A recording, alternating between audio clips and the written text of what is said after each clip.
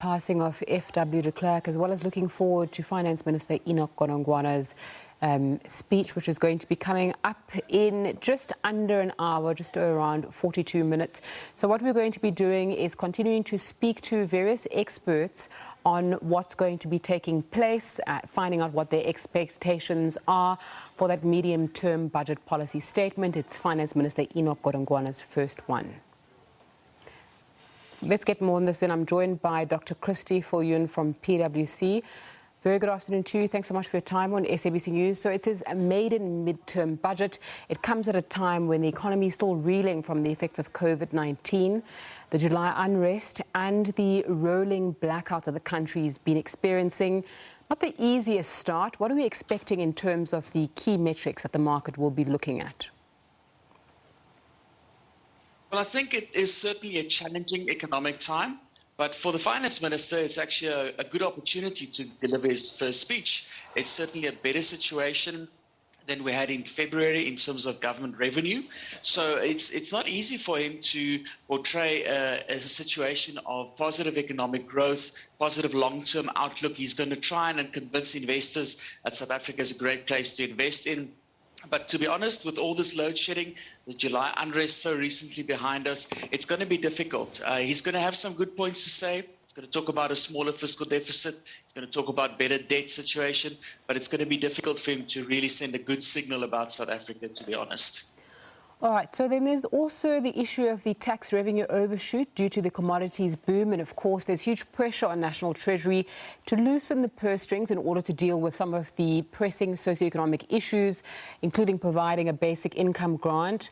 How difficult will it be for the minister to show continued seriousness in terms of his predecessor's fiscal consolidation, while at the same time dealing with the issues of social issues that have been raised, especially during COVID? That's going to be the difficult balancing act today. We expect the Finance Minister to probably have about 150 billion rand extra that wasn't planned for in February. And the challenge is using that wisely. On the one hand, he could spend it. He could put it towards healthcare, education, for example. There's talk about basic income grant. There's always the national health insurance that needs to be thought about. On the other hand, he could decide to almost save that money, reduce the fiscal deficit, reduce the need for additional borrowing, or most likely is going to have to strike a balance between the two, keeping some of the money within the revenue pool and spending the rest of it. It is money that has come mostly from mining companies. The global economic environment is so that commodity prices are high and mining companies are making a lot of money at this stage and they're paying over their dues in terms of tax. So it is something that's temporary. That's the other important aspect. We know that we've got this money now. There's no guarantee that this kind of money will fall our way in 2022 again. So not only does he need to balance the different requirements from within government this year, but he also needs to be prudent when he thinks of what revenue is going to look like in 22 and 23, because we cannot guarantee that this kind of money will be flowing again. It all comes down to his ability to reduce the fiscal deficit. We know that we need to reduce our fiscal deficit in order to stop the increase in government debt. Otherwise, government payments on interest will just keep growing, taking money away from where we need it in terms of education and healthcare. Mm-hmm.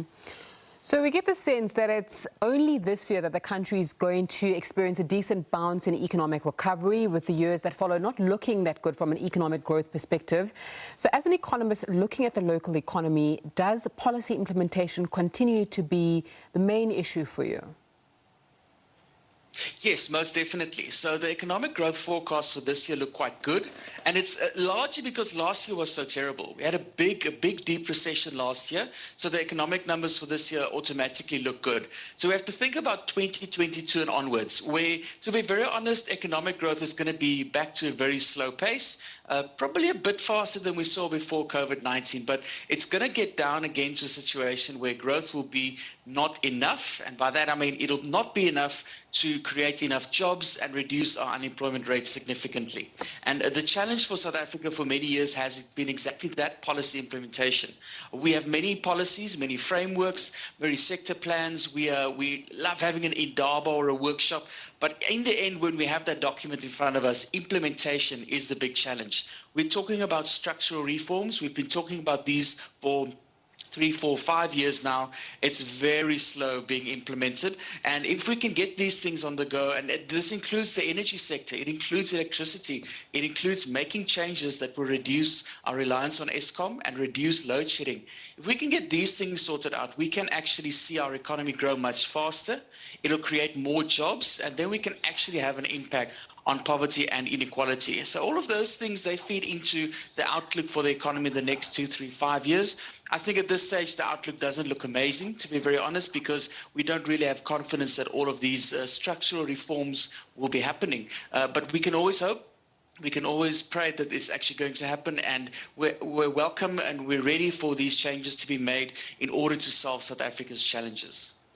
Christie Viljoen, thanks so much for your time as we look forward to the medium-term budget policy statement. It's time for a short break. When we come back, we'll be taking a look at the markets